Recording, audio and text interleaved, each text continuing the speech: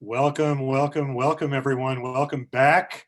Welcome to Baha'i Chat, a conversation series dedicated to our interconnectedness. It's an uplifting moment when we can turn our thoughts to spiritual ideas. Each weekly session is rooted in the Baha'i writings and the fundamental teachings of the oneness of God, religion, and humanity, led by individuals who are putting these principles into action. One of the most fundamental teachings of the Baha'i Faith is the oneness of mankind. Over a century and a half ago, in 1858, Baha'u'llah, the faith's founder and exile and prisoner, revealed his hidden words in which he wrote this: "O children of men, know ye not why we created you all from the same dust, that no one should exalt himself over the other. Ponder at all times in your hearts how ye were created. Since we've created you all from one same substance, it's incumbent upon you to be even as one soul, to walk with the same feet, to eat with the same mouth, and dwell in the same land. That from your inmost being, by your deeds and actions, the signs of oneness and the essence of detachment may be made manifest." In 1912, Abdu'l-Baha, the son of Baha'u'llah and center of his covenant, traveled to the United States. At that time, this country was torn with racial division. Separate but equal was the highest level of interracial relations to which the nation aspired. Abdu'l-Baha challenged America to go beyond tolerance, to embrace diversity completely, and to demolish racial barriers in law, education, and even marriage. After Abdu'l-Baha's passing, his grandson, Shoghi Effendi, the guardian of the Baha'i Faith, wrote at length about racism specifically in America. In his Advent of Divine Justice, published in 1938, he wrote this: "As to racial prejudice, the corrosion of which has bitten into the fiber and attacked the whole social structure of American society, it should be regarded as constituting the most vital and challenging issue confronting the Baha'i community at the present stage of its evolution. The ceaseless exertions which this issue of paramount importance calls for, the sacrifices it must impose, the care and vigilance it demands, the moral courage and fortitude it requires, the tact and sympathy it necessitates, invest this problem with an urgency and importance that cannot be overestimated." As Baha'is, we have from the earliest days of the faith in America been called upon to grapple individually and at the community level with the pernicious disease of racism, realizing that it takes commitment to often difficult and uncomfortable action. First and foremost in self-reflection, recognizing that we are far from immune to the tendencies created in all of us by the terrible impact of systemic, rampant, often subconscious expressions of prejudice and hatred that create hardened barriers of otherness. None of us can claim perfection in our attempts, but with the explicit guidance in the Baha'i writings, we're trying hard. And the stories of efforts made by the American Baha'i community for over a century in this challenging arena are certainly worthy of study and reflection. Today, our guests are Layli Maparyan and Louis Venters. The topic is the Baha'i Faith in South Carolina and America's unfinished business of Reconstruction. From the first mention of the Bab, the prophet forerunner of the Baha'i revelation, in a Columbia newspaper in 1865 to the Carolinian Pentecost of the 1970s and beyond, the Baha'i community has deep roots in South Carolina, the birthplace of Reconstruction and the home of the most significant response to the Baha'i Faith so far by people of African descent in North America. Today's conversation will center around Louis Venters' book, No Jim Crow Church: The Origins of South Carolina's Baha'i Community. If you haven't read it, we'll have information later. You're going to want to read this book. I am so pleased to introduce one of Baha'i Chat's favorite hosts, Layli Maparyan, who returns to conduct today's conversation. A child of the South herself, Layli grew up in a Baha'i family, spending her formative years in Georgia and North Florida. One of the most thrilling aspects of her childhood, she told me, was her visits to South Carolina's Louis Gregory Baha'i Institute for summer and winter schools, experiences that left a deep impression on her. Now, she's professor and chair of Africana Studies at Wellesley College in Massachusetts, where she also serves as executive director of the Wellesley Center for Women. I'm so happy, Layli, to have you back. Welcome back. It's wonderful to be back after that series of programs that we did in the fall. So thank you for inviting me to come back again. I know how excited you are about Louis' work, so why don't you introduce him? Happy to do that. I'm actually really excited about today's program because I get to have a conversation with the author of one of my favorite books, as you've already mentioned, No Jim Crow Church. And I, as you mentioned, I grew up in the South and visited South Carolina many times. And so this book tells the story or the backstory of how the Baha'i Faith evolved in South Carolina. So let me tell you a little bit about Louis Venters. Louis Venters, PhD, teaches African and African diaspora history, US history, and public history at Francis Marion University in Florence, South Carolina, and is a consultant in the fields of historic preservation and cultural resource management. As I've already mentioned, he's the author of No Jim Crow Church, The Origins of South Carolina's Baha'i Community, which is published by the University of Florida, 2015. He's also the author of a related book, A History of the Baha'i Faith in South Carolina, which was published by History Press in 2019. He's also the author or co-author of several site studies, public history reports, and exhibits, including the multiple award-winning mobile guide to African American historic sites, The Green Book of South Carolina. He's a member of the board of directors of Preservation South Carolina and an ex officio member of the South Carolina African American Heritage Commission. Louis first encountered the Baha'i Faith as a young teenager on Radio Baha'i in Hemingway, South Carolina. And I can remember listening to that too. And since then, he has served in a number of capacities in the Baha'i community locally, nationally, and internationally. He has lived, worked, and studied in Africa, Europe, and the Americas. He blogs on issues related to race, religion, history, and culture at louisventers.com. I first met Louis a couple of years ago when we were both participating in an Association for Baha'i Studies seminar on constructive resilience at the Highlander Center in Kentucky. I didn't know he would be there. And I think the first words out of my mouth when I saw him were, "I love your book." Having spent so many summers and a few winters at the Louis Gregory Baha'i Institute, as David mentioned, I knew and loved the landscape where the history in No Jim Crow Church played out. It was great to meet someone else with such a great connection to my early experience as a Baha'i, as well as someone making such a tremendous contribution to the historical record of the Baha'i Faith. So whether you've read the book or not, you're in for a great conversation today. And I think we should just go ahead and get started. What do you think, Louis? Good. So glad to be here. Thank you, Layli.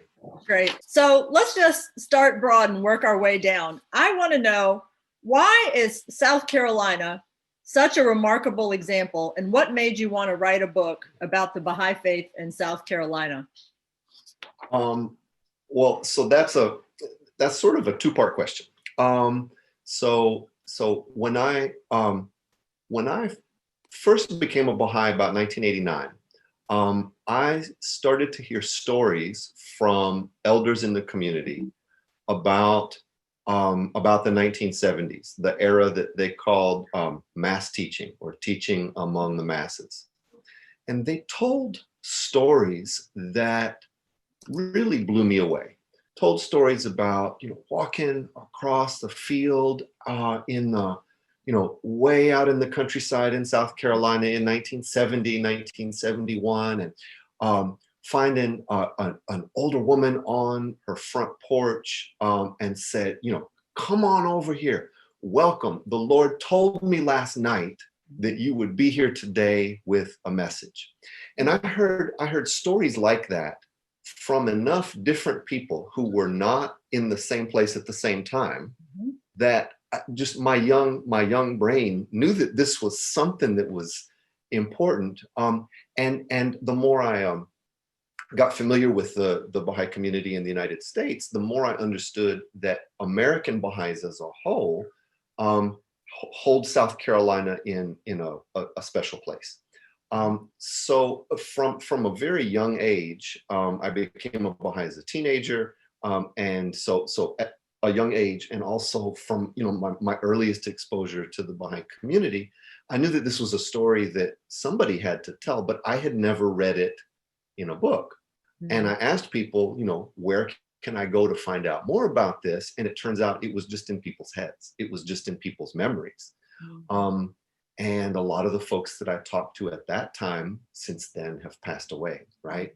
So that was where the seed was planted for me as a young white South Carolinian with, at that time, I would say a relatively progressive, forward-thinking outlook.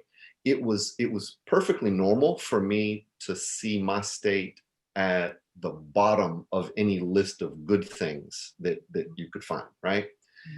But becoming a Baha'i and hearing this perspective, I realized that in a Baha'i sense, my backwards, poor little state, my troublemaker state that, tried to destroy the country in 1861, my state was at the top of the Baha'i list, right? So that was compelling. And then in a larger sense, as I grew up and studied more history and finally decided to become a professional historian, it became clearer and clearer that South Carolina is in some ways really critical to understanding the history of the United States. And I would even say the future of the United States, because of a number of reasons. And for those that aren't so familiar with the with American history, broadly, and with South Carolina in particular, this is a small state, both in size and population. It was on the eve of the American Revolution, the wealthiest colony in British North America. And that wealth, that extraordinary wealth per capita, was built on largely rice plantations, worked by legions and legions of enslaved West African people.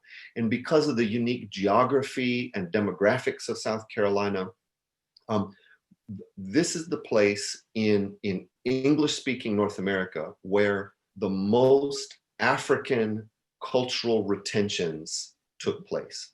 So the Afro-Carolinians are the most African of all African Americans in that sense, including the Creole language Gullah that's still spoken more than anywhere else on the South Carolina coast, and even white people in South Carolina, whether they know it or not.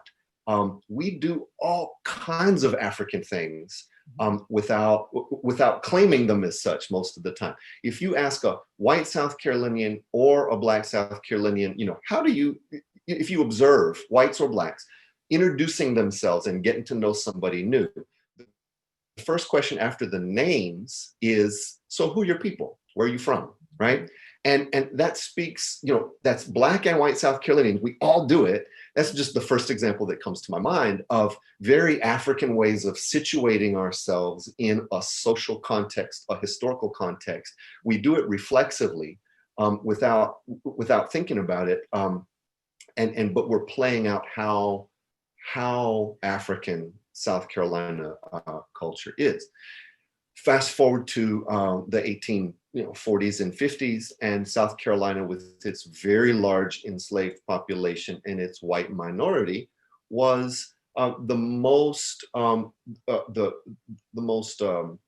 radical of the Deep South states in agitating to protect the institution of slavery in the United States, expanding the institution of slavery into the territory that was conquered from Mexico, and ultimately seceding from the United States in 1860, 1861, and attempting to form this breakaway confederacy where slavery would be acknowledged forthrightly as the foundation of the economy, the foundation of the social order, and according to all the people that founded the Confederacy, a positive good ordained by God.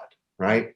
So South Carolina, it's kind of fitting, right, that I'm in South Carolina, Layli, you're in Massachusetts, you could say that the Civil War was led by those two states, right? That's number one on the abolitionist side and number one on the pro-slavery side. And that was the contest that started right here in Charleston Harbor.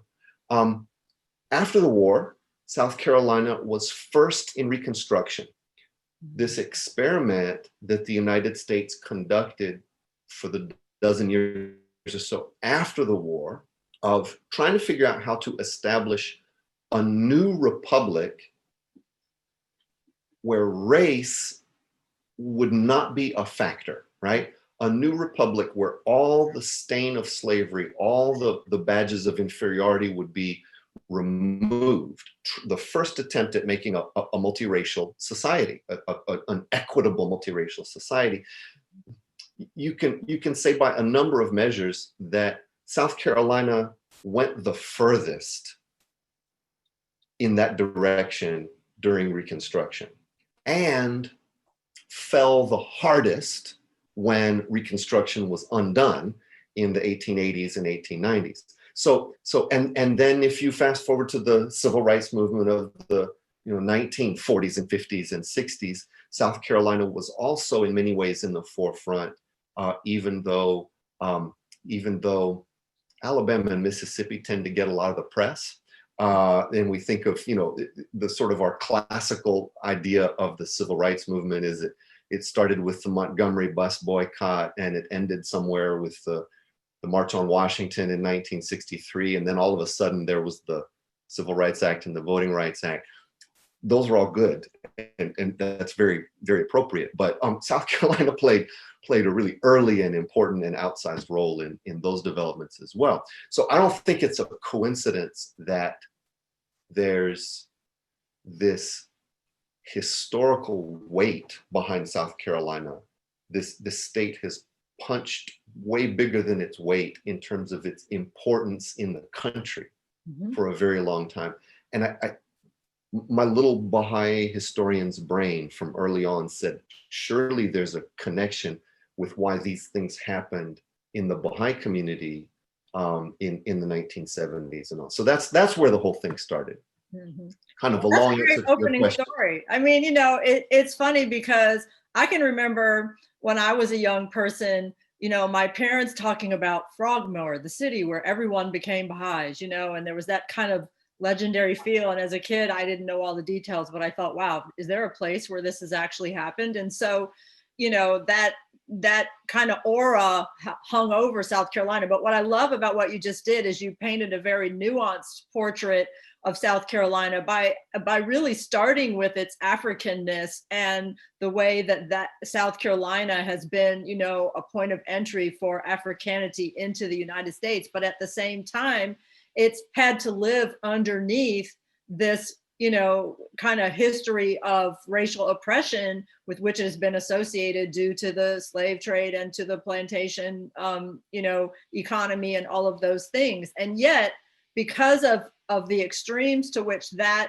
played out, it created this ground for something completely opposite, because not everybody in South Carolina wanted life to go that way. And there was this opportunity for this other thing to develop. So the book covers an interesting historical arc. Other than that brief mention of, mentioning the Bob in the 1850s, the book is basically going from 1898 to 1968. And so you've got that 70-year span. You've covered a lot about, sort of what it was like and what were some of the important historical and political context for it. But one thing that I'd love to hear you talk about now is an important figure who arises early in your book, and that's the figure of Louis Gregory. What can you say about Louis Gregory? I think we have a photo of Louis Gregory that we can share with the audience. But talk about the importance of Louis Gregory to this story that you tell in No Jim Crow Church. With pleasure. So this image that everybody's seeing is one of my favorites that we have of Mr. Gregory when he's a young man, 22 years old, graduating from Fisk University in Nashville. Louis Gregory was a child of Reconstruction. he was born in Charleston and to parents who came from rural counties in South Carolina. They had recently been released from slavery and made their way to the city for economic reasons, more access to education and so forth. There was and also fleeing violence in the countryside. His older brother was born in the country, and he, Louis Gregory, was born in the city and grew up when, in this first generation born after slavery, when it looked like everything was possible, right? For Black South Carolinians, they were facing some of the greatest political, economic, social, intellectual challenges that any Americans anywhere had faced, and they felt like they were going to get the job done, right? Louis Gregory was able to get some of the best education that was available to African Americans at the time in Charleston, and then at Fisk.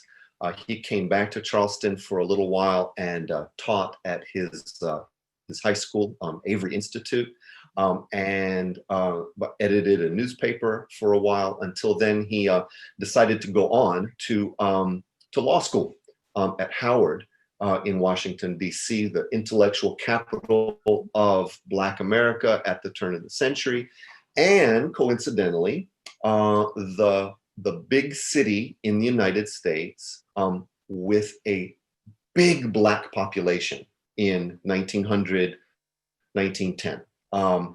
This is before World War I, before the Great Migration, before the Black population becomes truly a national population. It's a Southern population primarily in 1900, 1910, except for Washington, D.C., right? The federal capital that attracted lots of Black folk, working class people, and also the best educated as Reconstruction fell apart. Mm-hmm. It's there that the Bahá'í Faith first began to attract large numbers of African Americans. It was the first Southern city to which the Bahá'í Faith arrived, very shortly after it came to North America in the 1890s. So that's where he encountered the faith, studied, and as he described it, his whole approach to religion was renewed and reoriented. He found his highest political aspirations fulfilled in the Baha'i vision of the transformation of the United States and of the world.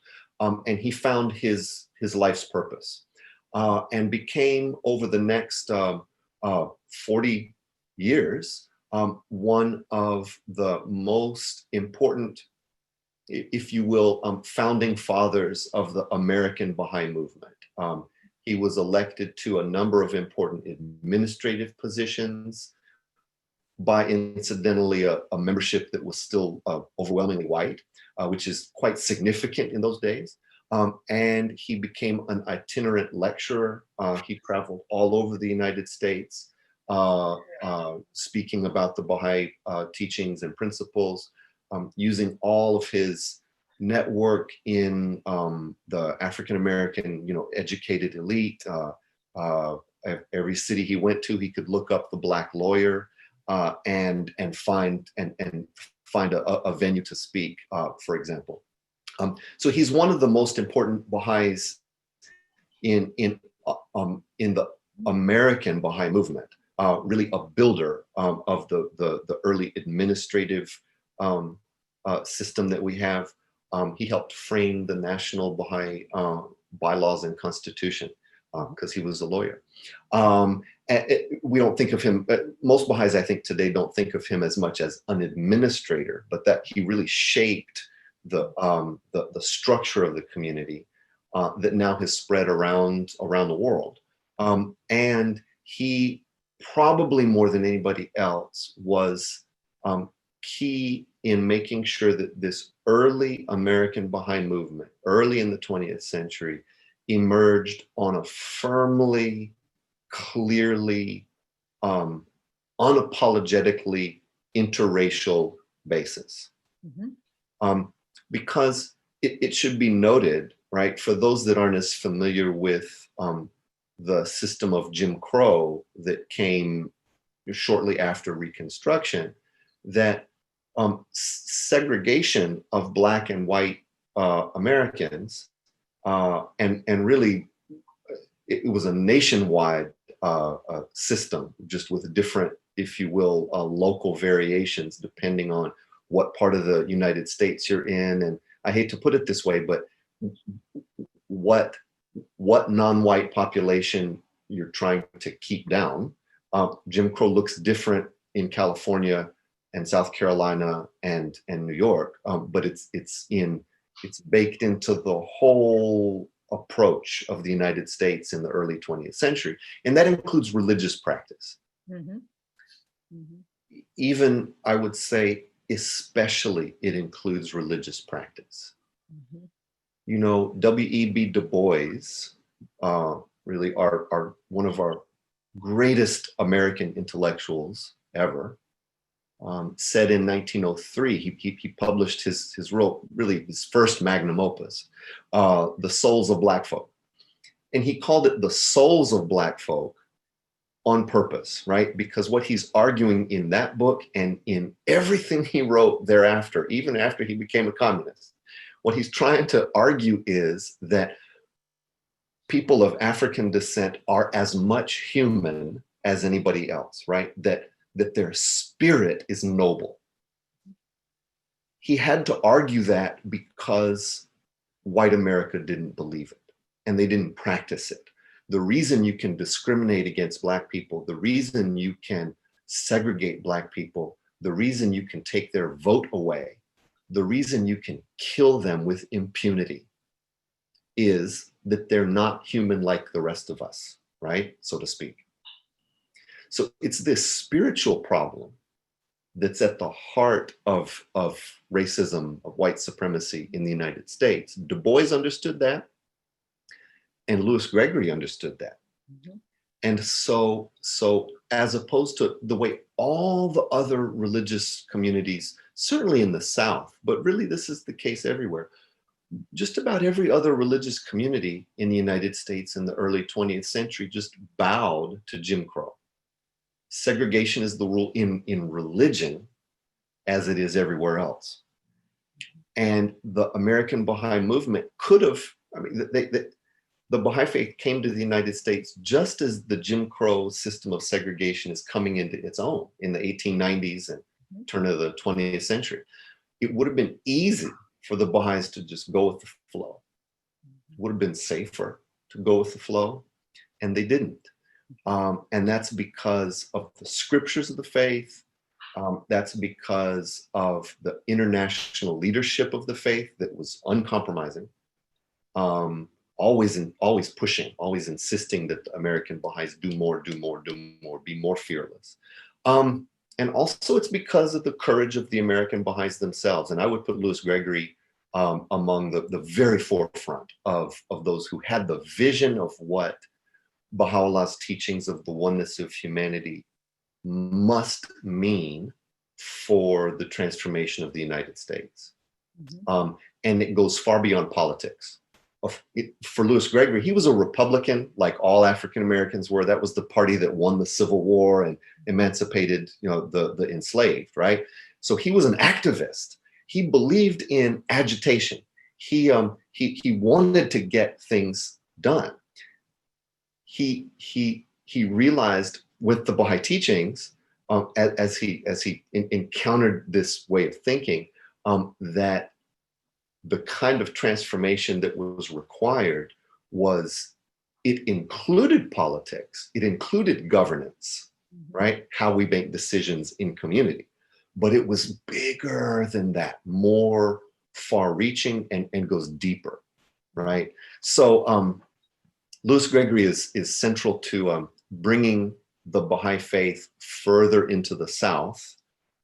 Starting in 1910, he traveled through Virginia, the Carolinas, and Georgia, really on purpose, with instructions from Abdul Baha, going to the places where the most Black people lived to directly give this message to them. and he didn't stop doing that until he died in 1951. He curtailed his travels only about 1948, 1949, when he was too old and feeble. But even then, he wrote letters, and he kept stirring up trouble until he passed.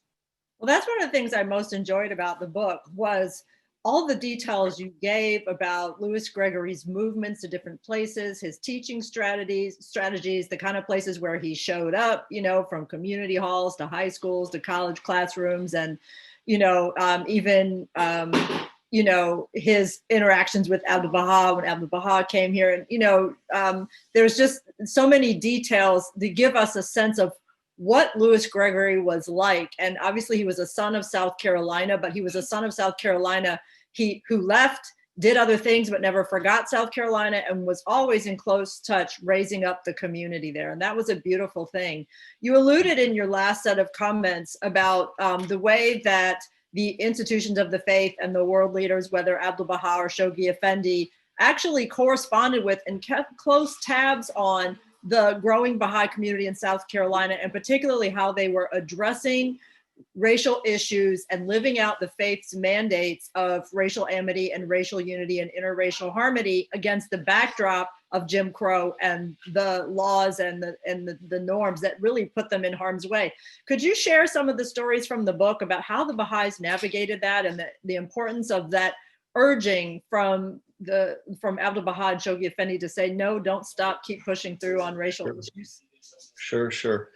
I think we should, to place all this in context, the Baha'i community in the early 20th century is a tiny sliver of the American population, right? So we're talking about very, very small groups of people. And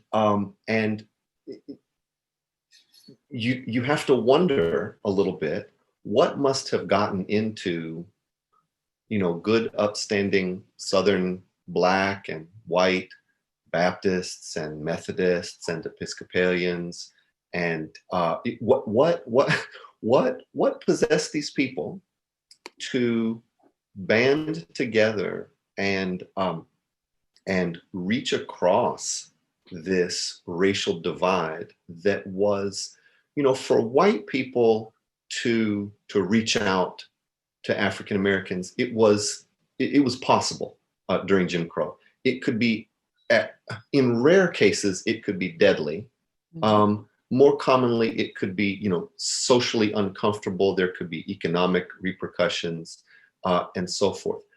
For African Americans, it could be much more dangerous, and not always easy to predict in this or that town what a little bit of Black-white fellowship is going to provoke among the defenders of white supremacy.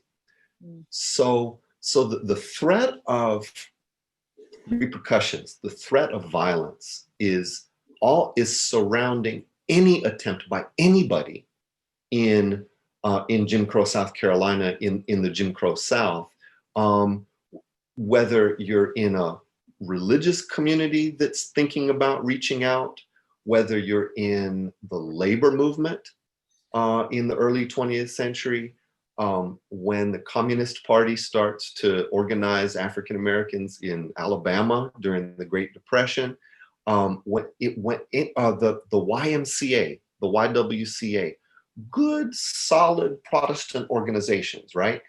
No matter how good your credentials are, reaching out across the racial divide in any substantive way has to be done very, very gently, very judiciously. And the more outspoken you become, then you can be pretty sure that the hammer is going to come down swiftly. So that's to set the context, right? Now, Baha'is did not get killed in large numbers in the Deep South in the early 20th century. They did encounter some violence. They did encounter a great deal of intimidation. Black and white Baha'is gave up a lot in embracing this new religion with its, not only is it outside the racial status quo, but the Baha'i Faith is also outside of America's religious system, right? It's a much longer discussion, but Protestantism and white supremacy in the United States have a very long and complicated intertwined history, right? So to leave your church to cross over the racial divide, this is putting oneself at more or less a degree of peril. So the Baha'is in early South Carolina, and we've got some photos, Josefina, from Columbia, South Carolina, from Greenville, from some of these early sites where the Baha'i Faith was established. This is Greenville, where I grew up in the foothills of the Appalachians in the 1950s. And this is a small group of Baha'is. They're in somebody's living room.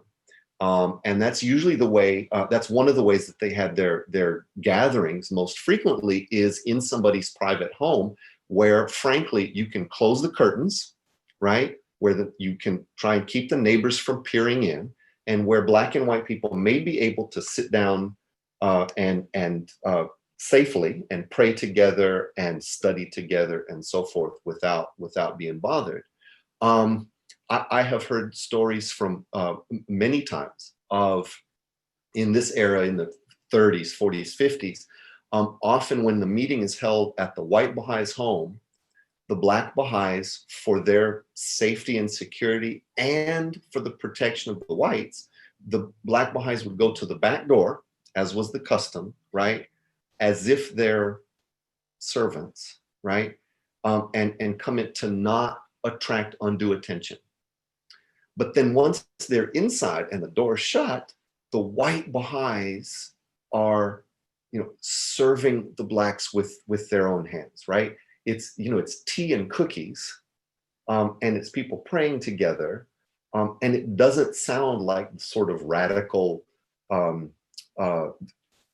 protest against these very obvious injustices that gets the headlines, but they're revolutionary acts, even though it's a quieter revolution than what we think of as the mainstream civil rights movement.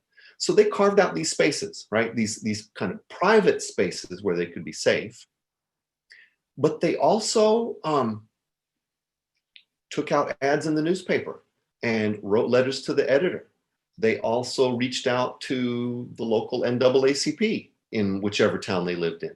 They also reached out to the local white leaders to try and introduce the faith to them and to assuage whatever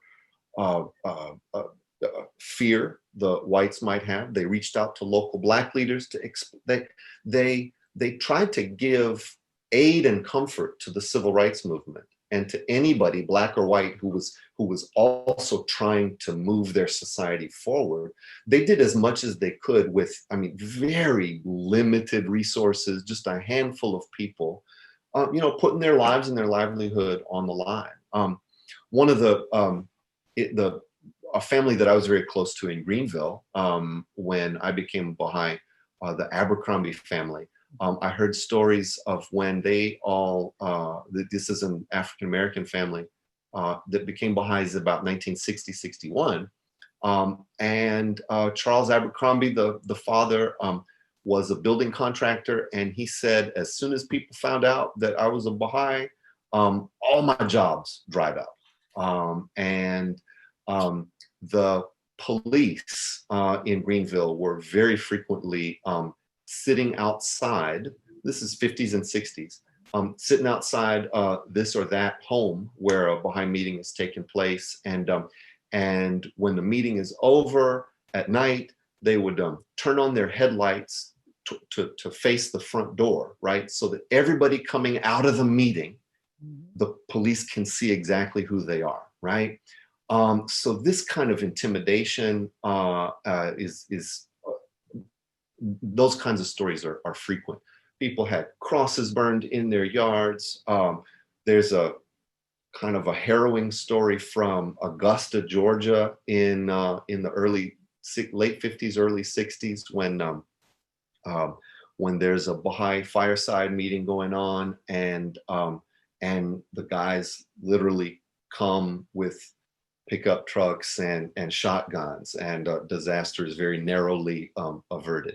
So this was real. We're looking right here at a brochure for the summer school, the Southeast Summer School, that was on St. Helena Island. Layli, you mentioned Frogmore, right? At the time, the U.S. Post Office called St. Helena Island Frogmore, and so that's how the Baha'is talked about it. But they've since changed the name to what the Islanders always used, which is St. Helena Island. But this was the home of Penn Center, which has a very long and interesting history that we don't have time to get into. But this was formerly a school for former slaves. And it was about the only place in the region, this is 1960, this brochure, about the only place in the region that would host the Baha'is for an interracial residential program. That is where Black and white people are on campus living together, not in segregated fashion for, as you can see here, 6 days, right? In 2020, you're like, that is small potatoes, right?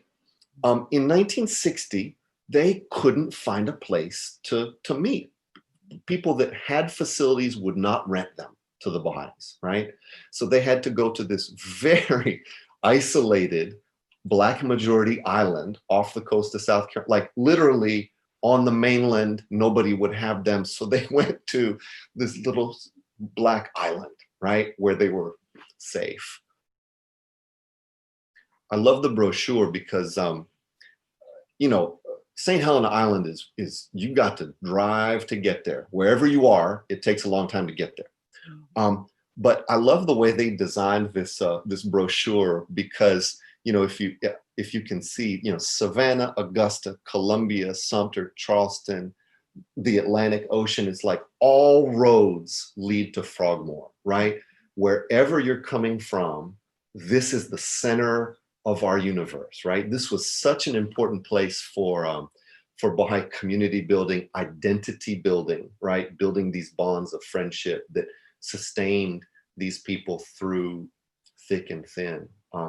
And the other image right here is the first local governing council of St. Helena Island, the local spiritual assembly, in 1963. And this is 8 people who are native islanders, Gullah native African Americans from St. Helena Island. A lot of them graduates of Penn School when it was a functioning school. Mm-hmm. And the lady second from left in the back, standing in white, Ms. Johnson, she is still living. And I had the very great pleasure of meeting her summer before last when I was doing interviews on St. Helena Island. And the white woman, I would point out, was from the first Baha'i community in this whole area in either South Carolina or Georgia. She was from North Augusta, South Carolina, just across the river from Augusta, Georgia. And there were 8 islanders who had become Baha'is. She moved to St. Helena Island to be number 9 so that they could form their first local spiritual assembly. She was terminally ill with cancer when she made the move. When the 9th native islander became a Baha'i, she left, gave up her spot, if you will, right? And went back to North Augusta and passed away shortly thereafter. And I find these kinds of stories so touching, right? Because the bonds of intimate friendship, right, that people made, the very real sacrifices that people made for each other are something special in these stories, something special in this heritage, I think, that ought to be understood. This is there are a lot of stories from America's racial history, from South Carolina's racial history, that are harrowing and horrible. But I think the the big picture of this experience is that people can form those bonds, those real bonds, and build something. I think such an important part of the story is really, where was there in South Carolina for people whose souls and spirits told them that I want to live in a world of racial equality and interracial fellowship? Where is there for me? And the Baha'i Faith had an answer to that during that era and was able to attract people who wanted something than a Jim Crow environment, something different than a racial segregated, racial violence environment. And they knew that they could build it right there, that they didn't have to leave the state, that they could stay in South Carolina and do it. I want to ask you a question that I think might be our last question before we turn it back over to David. And that is, okay. When people who are, activists or Baha'i teachers or racial justice seekers today think about the lessons from the Baha'is of South Carolina, what can we pull forward to today? What would be your thoughts on that? Gosh, I can share a few thoughts, but I think that's a big subject. The first that comes to my mind is continuity and structure. Mm-hmm. One of the things in social movements of all kinds, there are always questions of how do we hold everybody together, right? As challenges come up, as difficulties arise, as they just do, because you're trying to change society, how do you keep everybody on the same page? How do we keep our movement from splintering? How do we keep, power struggles from happening? This is endemic to organizations of all kinds, right? And of course, the Baha'is came from that culture as well, a political culture that's about, opposing viewpoints, right? And opposing camps and so forth. And they had to learn to overcome those kinds of tendencies and build institutional structures that would be durable. So I think that's one thing, that's one element of this story that ought to be explored more, is like what is the administrative, what, if you will, what's the Baha'i internal politics, right? How does the faith organize itself? And what are the human interactions? How are decisions made in order to hold diverse viewpoints in the community together and still be able to move forward and not break apart? That's one thing. Another thing, and I think these are issues that in our moment today of, there are a lot of Americans thinking about how do we govern ourselves properly, right?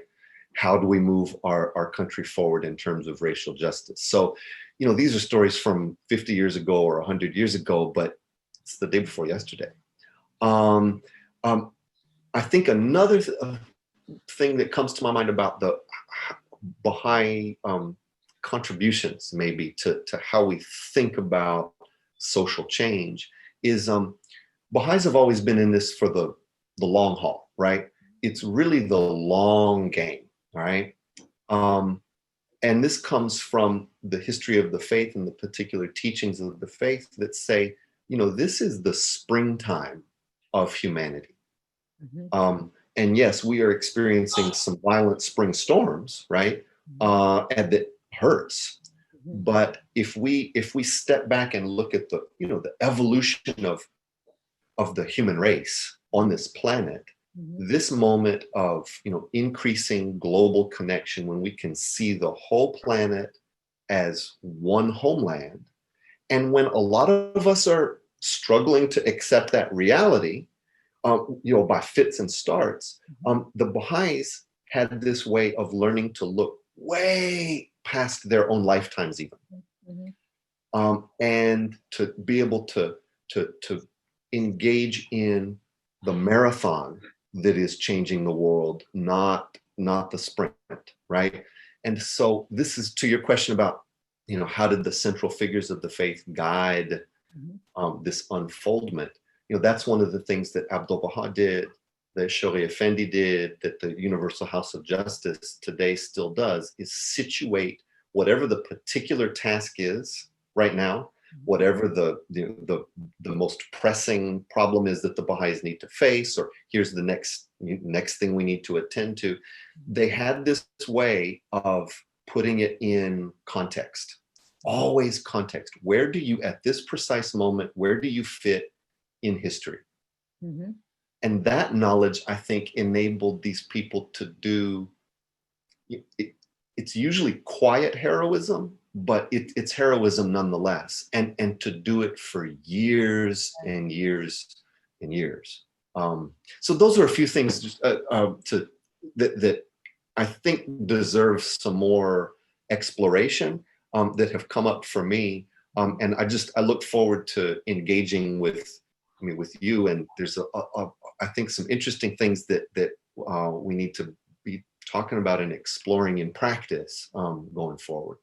I agree with that. And actually, I really want to share that epigraph that you put in the book. I know that there's a quote, and I know that we have a slide, the blue slide. I would love to share that with everybody before we transition back over to David, because I think it encapsulates what you were just talking about. It's from a lecture by Abdu'l-Baha in 1912, which was right around this time period when he and Louis Gregory met.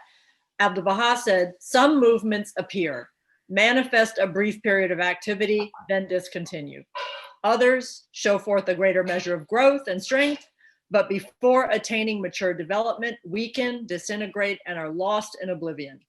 There is still another kind of movement or cause, which from a very small, inconspicuous beginning goes forth with sure and steady progress, gradually broadening and widening until it has assumed universal dimensions. The Baha'i movement is of this nature." I love that epigraph that you put at the head of your book, because it does, in a way, encapsulate what we were talking about in our very first question. Why was South Carolina important? How does it relate to this unfinished business? And then it looks ahead to the future about where America and the world can go with regard to racial justice, racial amity, racial unity, interracial fellowship, and all of those things. So I want to thank you, Louis. I know that we're going to stay for a Q&A, but I want to bring David back on for a few announcements. Guys, this has been such a marvelous and rich conversation, and we are so fortunate to have both of you. Let's talk a little bit about your books. Let's bring up, there are two books you've written, and you're working on another project now, Louis, but let's go ahead and bring up No Jim Crow Church. This is a marvelous book. And as you see here, this is special in that it also, beyond its content, it's the first work by a historian on the Baha'i Faith in the United States to be published by a university press. So that's pretty significant. You'll find the link in your chat box. There's another book as well, which is a history of the Baha'i Faith in South Carolina. I think No Jim Crow Church was published in 2015, and this second book, 2019. Lots of photographs. Some of the images you've seen, you'll find in this amazing book as well. We're very, very excited that Louis and Layli will be returning for our very first program in 2021. That'll be on January 9th. They'll be returning for part 2 and looking at, and we really didn't have time today to cover even the basic material, let alone you'll be talking more about the Baha'i Faith in South Carolina, focusing on events subsequent to the civil rights period of the 1960s, and if there's time, up to even